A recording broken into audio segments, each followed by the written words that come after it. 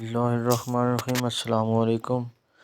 آج ہم Oedipus racks کی سمری کریں گے کہ ایڈیپس ریکس کی سمری یہاں سے شروع ہوتی ہے کہ کھیل کا آغاز تھیبین محل کے سامنے ہوتا ہے۔ ایڈیپس تھیبین بادشاہ اپنے محل کے سامنے جمع ہونے والے لوگوں سے پوچھتا ہے وہ کیوں چیخ و پکار رہے ہیں۔ ان لوگوں کے ساتھ آیا ہوا ایک بزرگ پادری جواب دیتا ہے کہ وہ دیوتاؤں سے اس وبا کو ختم کرنے کی دعا کر رہے ہیں جس نے تھیبیز خواتین کو بانجھ بنا دیا ہے، یعنی ان کی اولاد نہیں ہو رہی۔ پادری ایڈیپس سے مدد کی درخواست کرتا ہے۔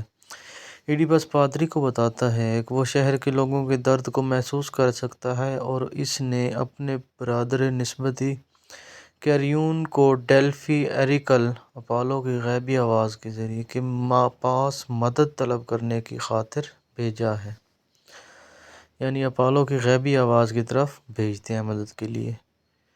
کیریون اچھی خبر کے ساتھ نمودار ہوتا ہے۔ غیبی آواز کے حوالے سے وہ بتاتا ہے کہ تھیبیز پر عذاب گزشتہ بادشاہ لائیوس کے قتل کی وجہ سے مسلط ہوا۔ قاتل تھیبیز میں ہی پیدا ہوا تھا، ابھی بھی وہیں رہتا ہے، اور اگر وہ اسے تلاش کر سکیں اور جلا وطن کر دیں تو عذاب ان پر سے اٹھا لیا جائے گا۔ ایڈیپس کیریون سے بادشاہ لائیوس کے قتل سے متعلق تفصیلات پوچھتا ہے۔ کیریون اسے بتاتا ہے کہ بادشاہ لائیوس کو اس وقت قتل کیا گیا تھا جب زیارت کی خاطر وہ تھیبیز سے روانہ ہوا۔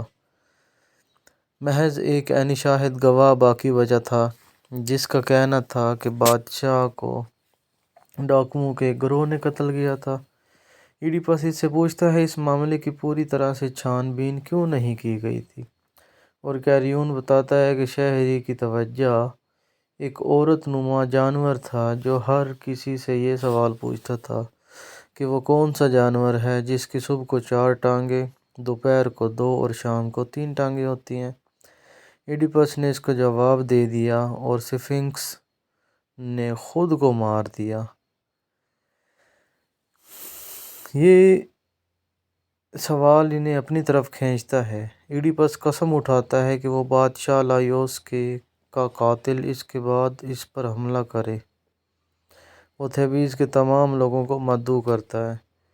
تھیبین بزرگوں کا کورس طائفہ نمودار ہوتا ہے اور ایڈیپس کے حوالے سے پیشین گوئی کرتا ہے کہ ایڈیپس اس معاملے کو حل کر سکتا ہے۔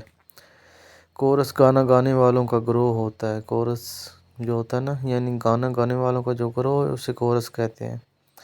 ایک مرتبہ پھر وبا کا ذکر کرتا ہے جو کہ شہر میں پھیلی ہوئی ہے۔ دیوتاؤں کو پکارتا ہے کہ وہ لوگوں کی مدد کریں۔ ایڈیپس محل سے باہر آتا ہے اور تھیبیز کے لوگوں سے مدد کے لیے کہتا ہے اگر وہ بادشاہ اس کے قتل کے بارے میں کچھ جانتے ہوں تو سامنے آئیں اور اس معاملے کو حل کرنے میں اس کی مدد کریں۔ شہریوں کی طرف سے مکمل خاموشی ہے۔ وہ اس بات کا اعلان کرتا ہے کہ اگر قاتل ان میں سے کوئی اور ہے اور خود اس کے حوالے کر دے تو محض اسے سزا جلا وطنی ہوگی۔ اس بات کے اعلان کے باوجود لوگ خاموش رہتے ہیں۔ ایڈیپس انہیں بتاتا ہے کہ ان کی طرف سے فراہم کی گئی معلومات پر انہیں انعام و اکرام سے نوازا جائے گا، لیکن ابھی بھی شہریوں کی خاموشی نہیں ٹوٹی۔ تب ایڈیپس اس بات کا اعلان کرتا ہے اگر ان میں سے کوئی بھی شخص سچائی کو چھپاتا ہوا پایا گیا تو اسے بھی جلا وطن کیا جائے گا۔ ایڈیپس خود کو بھی سزا سے ماورا قرار نہیں دیتا جو اس نے دوسروں کے لیے قرار واقع ٹھہرائی ہے کہ اگر وہ خود بھی قاتل کو پناہ دیے ہوئے ہے تو وہ خود بھی تھیبیز سے جلا وطنی اختیار کرے گا۔ طائفہ کورس بالآخر تجویز کرتا ہوا بول اٹھتا ہے کہ وہ ایڈیپس کو اس شخص سے مشورہ کرنا چاہیے جو اپالو کے قریب ترین ہے، جو کہ نابینا ٹیریسیوس۔ ایڈیپس ان کی تجویز سے اتفاق کرتا ہے۔ اسی بات کا انکشاف کرتا ہے کہ اس نے کیریون کی تجویز پر پہلے ہی کو بلا کر بھیجا ہے۔ ٹیریوس ایک لڑکی کی رہنمائی میں اندر داخل ہوتا ہے۔ ایڈیپس اس غیبی آواز کے بیانات کے حوالے سے بتاتا ہے اور اس سے درخواست کرتا ہے کہ وہ قاتل کو تلاش کرنے میں اس کی مدد کرے۔ ٹیریسیس یہ کہتا ہے کہ اسے کبھی یہاں نہیں آنا چاہیے تھا اور جانے کی اجازت چاہتا ہے۔ ایڈیپس اس سے دوبارہ سوال کرتا ہے کہ وہ اسے بتائے ورنہ اس کی مدد سے انکار کرتے ہوئے خود کو تھیبیز کا دشمن ثابت کر رہا ہے۔ ایک مرتبہ پھر ٹیریسیس بادشاہ ایڈیپس کے سوال کو جواب دینے سے انکار کرتا ہے اور ایڈیپس اس بات پر مشتعل ہو جاتا ہے۔ ٹیریسیس ایڈیپس سے کہتا ہے کہ وہ دوسروں پر الزام لگانے سے قبل خود پر گہری نظر ڈالے۔ بالآخر ایڈیپس غصے میں اس بات کا اعلان کرتا ہے کہ ٹیریسیس کی خاموشی اس بات کی نشاندہی کرتی ہے کہ وہ خود ہی بادشاہ لائیوس کا قاتل ہے۔ اس بات سے اکتا کر ٹیریسیس ایڈیپس کو بتاتا ہے کہ تم اس سرزمین پر گندگی پھیلانے کا باعث ہو۔ اس کے الفاظ بادشاہ ایڈیپس کو غصہ دلاتے ہیں کیونکہ ٹیریسیس اس بات کو پھر دہراتا ہے کہ وہ قاتل جسے تم تلاش کر رہے ہو وہ خود ہو، یعنی تم خود ہی بادشاہ کے اپنے باپ کے قاتل ہو۔ اور اس کا باپ ہوتا ہے، یہ آگے ہم بتاتے ہیں آپ کو۔ ایک مرتبہ پھر ایڈیپس اسے اکساتا ہے کہ وہ اور وضاحت بیان کرتا ہے کہ تم جس سے محبت کرتے ہو اس کے ساتھ گناہ کی زندگی بسر کر رہے ہو، اپنے ادھورے پن کے ساتھ غفلت کی زندگی بسر کر رہے ہو۔ غضبناکی کے عالم میں ایڈیپس اب ٹیریسیس کو بے شرم، فاتر العقل، آنکھوں سے اندھا اور عقل سے عاری شخص کہہ کر پکارتا ہے اور ایک مرتبہ پھر اس پر الزام لگاتا ہے کہ وہ کیریون کے ساتھ مل کر سازش کر رہا ہے۔ ایک مرتبہ پھر ٹیریسیس اس حلف کو اٹھا کر کہتا ہے کہ ایڈیپس بذات خود تھیبیز کا دشمن ہے۔ ٹیریسیس اس کا مسلسل مذاق اڑاتے ہوئے ایڈیپس سے اسے دغاباز کہہ کر پکارتا ہے اور ماضی میں اسفنکس کے سوال کا جواب دینے کے حوالے سے اپنی ذہانت پر شیخی بکھارتا ہے۔ ایڈیپس کہتا ہے کہ اگر ٹیریسیس اس گہری بصیرت کا حامل شخص ہے تو تب ماضی میں وہ اسفنکس کے طرف سے مسلط کردہ سوال کا جواب کیوں نہ دے سکا۔ اس وقت محض ایڈیپس ہی اس قابل تھا کہ وہ اس معاملے کو حل کر سکے۔ اس وقت کورس ایڈیپس کو پرسکون کرنے کی کوشش کرتا ہوا آگے بڑھتا ہے کہ ٹیریسیس اس آخری مرتبہ یہ کہتے ہوئے اسے سچائی دکھانے کی کوشش کرتا ہے کہ تم آنکھیں رکھتے ہو لیکن تم اپنی گندگی کو دیکھنے کے قابل نہیں، اور تم یہ نہیں دیکھ سکتے کہ تم کس کی کمپنی محفل میں رہ رہے ہو، تم کس کے بیٹے ہو۔ میں تمہیں بتاتا ہوں کہ تم نے گناہ کا ارتکاب کیا ہے، تم خود اسے اپنی ہی سرزمین پر جان نہیں پائے۔ وہ ایڈیپس کے مستقبل کے بارے میں پیشین گوئی کرتا ہے کہ ایڈیپس دوسروں کی نسبت سب سے زیادہ قابل نفرت اور قابل حقارت شخص ثابت ہوگا۔ ایڈیپس اسے چلے جانے کا حکم دیتا ہے۔ ٹیریسیس اس جاتے وقت اپنی پیشین گوئی کرتا ہے کہ ایڈیپس آنکھیں رکھنے کے باوجود اندھا ہے۔ یہ اس کا مین پوائنٹ ہے، یعنی وہ کہتا ہے کہ ایڈیپس کو تم آنکھیں رکھنے کے باوجود اندھے ہو، جو کچھ میں دیکھ سکتا ہوں اندھا ہو کر تم وہ آنکھیں رکھ کر بھی نہیں دیکھ سکتے۔ اب وہ امیر ہے لیکن جلد ہی فقیر ہو جائے گا، اس کے ہاتھ میں چھڑی ہوگی اور وہ راستہ ٹٹول ٹٹول کر آگے بڑھے گا، اسے اپنے جلا وطن کر دیا جائے گا اپنے وطن سے، اور وہ ان بچوں کا باپ ہے جن کا وہ بھائی ہے، اور اس عورت کا خامند ہے جس نے اسے جہنم دیا اور اپنے باپ کا قاتل ہے۔ یہ سب ایڈیپس کو ٹیریسیس کہتا ہے۔ ایڈیپس اپنے محل میں واپس چلا جاتا ہے۔ کورس ان باتوں پر غور و فکر کرتا ہے جو ٹیریسیس نے ان سے کہی ہے، لیکن انہیں سمجھ نہیں پاتا اور یہ کہتا ہے کہ بادشاہ اس وقت تک معصوم ہے جب تک اس کا گناہ ثابت نہ ہو جائے، کیونکہ اس نے تھیبیز کی بھلائی کے لیے بہت کچھ کیا ہے۔ کیریون طائفے سے یہ پوچھتے ہوئے داخل ہوتا ہے کہ جو کچھ اس نے سنا ہے کیا وہ سچ ہے؟ تو کیا ایڈیپس نے حقیقتاً اس پر غداری کا الزام لگایا ہے؟ طائفہ اس کو پرسکون کرنے کی کوشش کرتا ہے اور کہتا ہے کہ ایڈیپس نے جب یہ سب کچھ کہا اس وقت وہ غصے میں تھا۔ ایڈیپس آتا ہے اور کیریون کے خلاف اپنے الزامات دہراتا ہے اور دونوں کے درمیان کا خاصی گرما گرمی ہوتی ہے۔ کیریون اور اس کو دلیل دینے کی کوشش کرتا ہے کہ وہ کیوں اپنی اچھی بھلی زندگی ترک کر کے غیر آرام دہ حکمرانی تاج حاصل کرنے کی کوشش کرے گا۔ وہ ایڈیپس کو کہتا ہے کہ اگر وہ چاہے تو ڈیلفی ایریکل کی غیبی آواز سے اس کے پیغام کی تصدیق کر سکتا ہے جو کچھ اس نے کہا تھا، اور اگر کیریون قصوروار ثابت ہوتا ہے تو ایڈیپس اسے سزائے موت دے سکتا ہے۔ ایڈیپس اس کے ساتھ بحث و مباحثہ جاری رکھتا ہے اور بالآخر کیریون پر الزام لگاتا ہے کہ وہ ناانصافی سے حکمرانی کر رہا ہے۔ جوکاسٹا ملکہ داخل ہوتی ہے اور تمام لوگ اس کو دونوں کے درمیان ہونے والی بحث کا خلاصہ بتاتے ہیں۔ وہ ایڈیپس سے درخواست کرتی ہے کہ وہ کیریون کی باتوں پر یقین کرے، اس پر مہربانی کرے۔ کورس بھی اس کی استدعا میں ملکہ کے ساتھ شامل ہو جاتا ہے اور ایڈیپس ہچکچاہٹ کے انداز میں کیریون کو جانے دیتا ہے، جو کہ ایڈیپس سے غصے کی وجہ دریافت کرتی ہے۔ وہ اسے ٹیریسیس کی پیشین گوئیوں کے بارے میں بتاتا ہے۔ جوکاسٹا اسے یہ بتاتے ہوئے پرسکون کرنے کی کوشش کرتی ہے کہ کوئی بھی شخص مستقبل کے بارے میں نہیں جان سکتا۔ اس کے پاس اس بات کا ثبوت بھی ہے کہ وہ اس پیشین گوئی کے متعلق کہانی بتاتی ہے جو غیبی آواز نے بادشاہ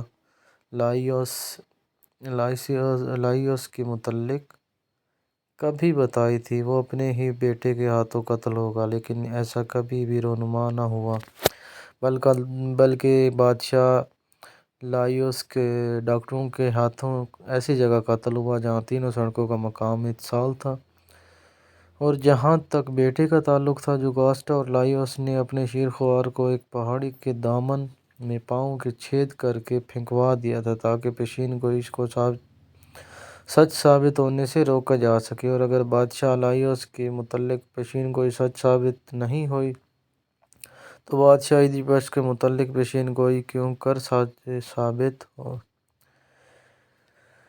ثابت ہوگی۔ لیکن تین سڑکوں کے مقام اتصال کا ذکر بادشاہ ایڈیپس کو اذیت میں مبتلا کرتا ہے، اس کے ذہن میں اس قتل کی یاد کو تازہ کرتا ہے جو اس نے سالوں قبل اس جگہ کیا تھا۔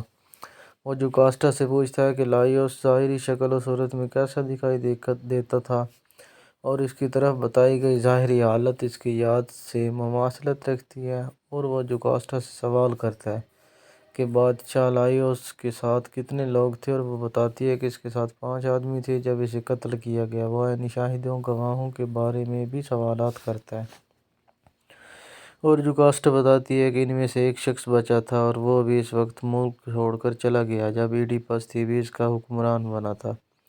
ایڈیپس اس عینی شاہد کو بلا بھیجتا ہے جب وہ اس کے پہنچنے کا انتظار کر رہے ہوتے ہیں۔ ایڈیپس جوکاسٹا کو اپنی جوانی کے حوالے سے بتاتا ہے کہ اس کے والدین کا تعلق کورینتھ سے تھا، اس کا باپ پولیبس تھا اور ماں کا نام میروپ تھا۔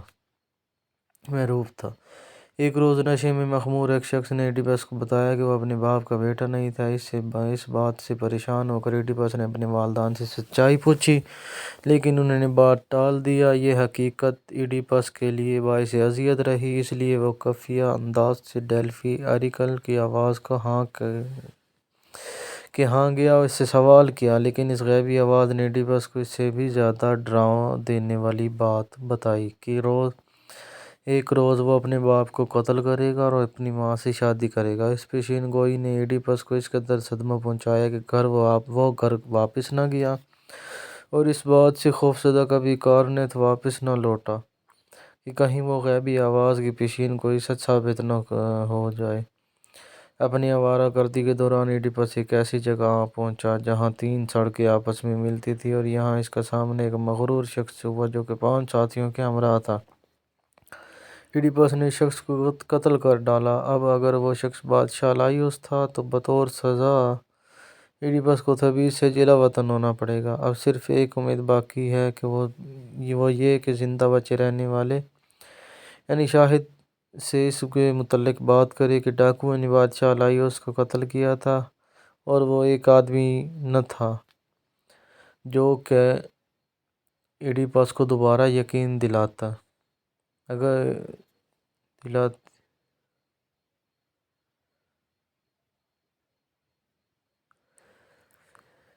یقیناً کہ اگر اس نے بادشاہ کو قتل کیا بھی ہے، تب بھی بادشاہ لائیوس کے متعلق پیشین کوئی سچ ثابت نہیں ہوتی، کیونکہ وہ بیٹا جس کے ہاتھوں اسے قتل ہونا تھا وہ پہلے ہی پہاڑیوں کے دامن میں مر چکا تھا۔ ایڈیپس اور جوکاسٹا محل کے اندر چلے جاتے ہیں۔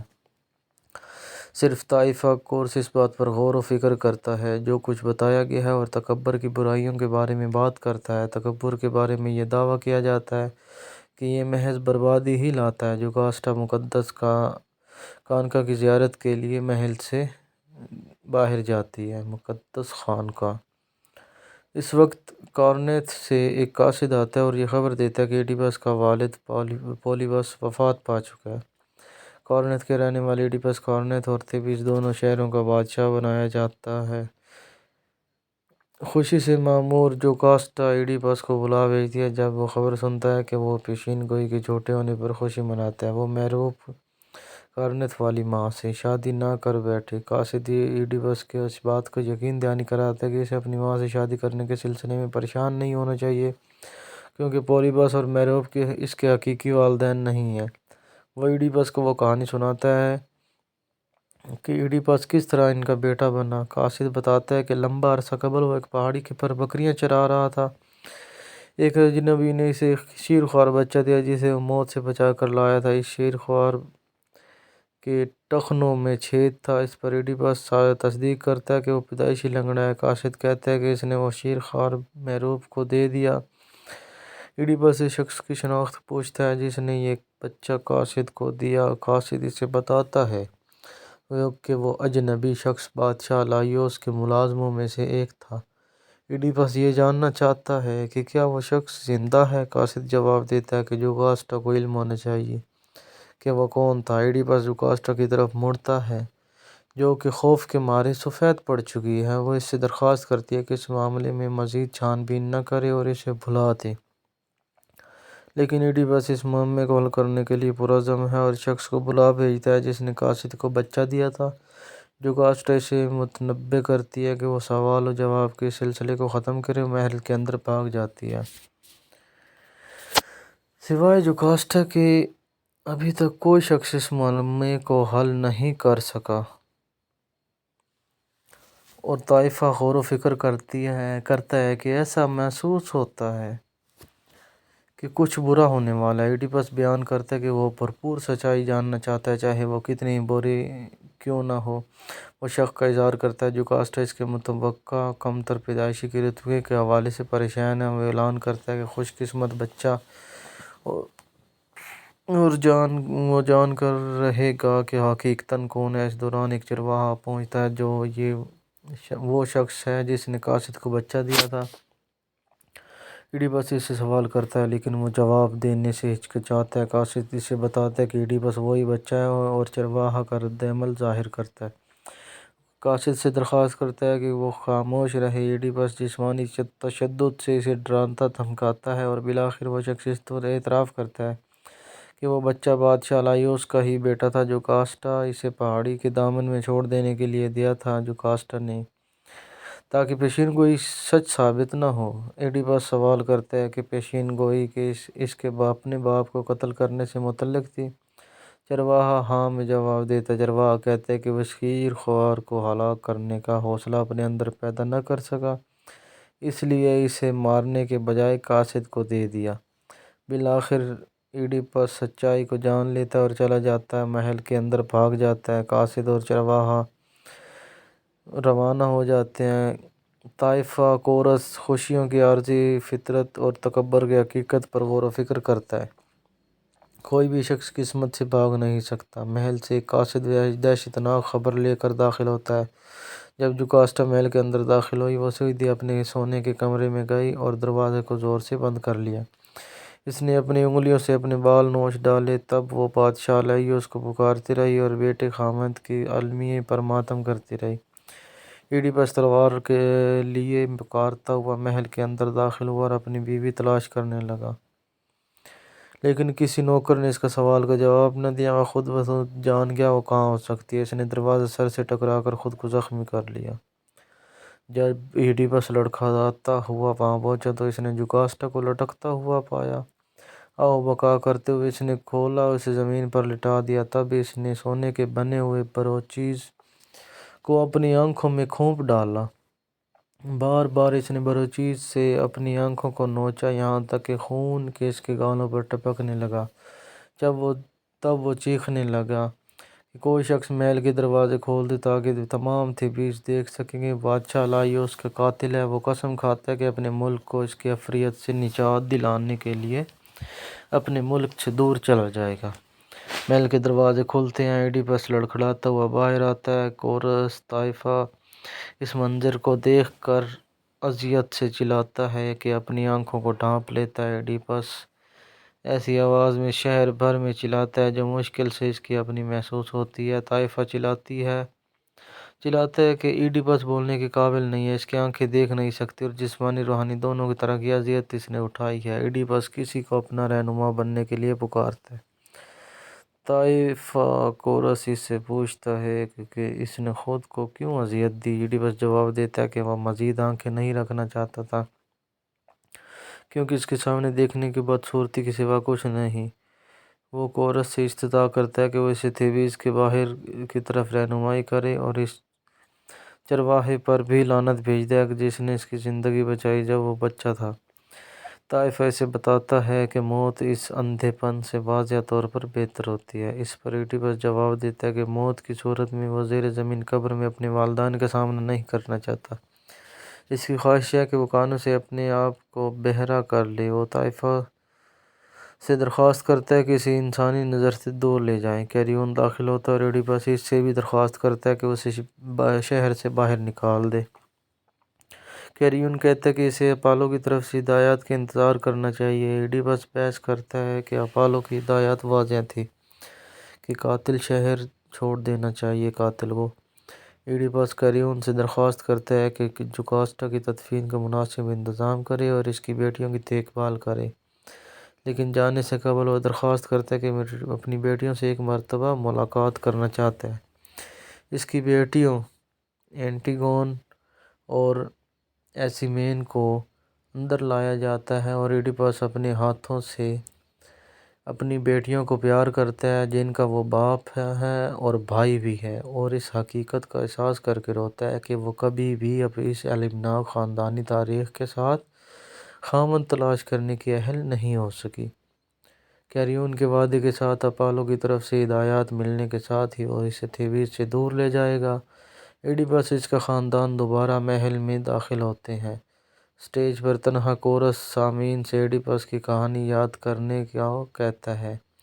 ایڈیپس عظیم ترین انسانوں میں سے تھا۔ وہ واحد شخص تھا جو مشکل ترین معمے کو تنہا حل کر لیتا تھا۔ اس کی خوشحالی کی وجہ سے اس کے ساتھی اس پر رشک کرتے تھے، لیکن اب اس کے ساتھ بدترین بدقسمتی کیا ہوئی۔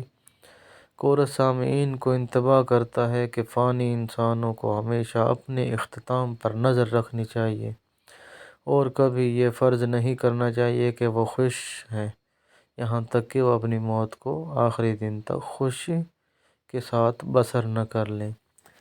تو یہ ایڈیپس کی سمری تھی دوستو۔ تو انشاءاللہ ہم اگلے اپنے ویڈیو میں نیکسٹ سمری کریں گے۔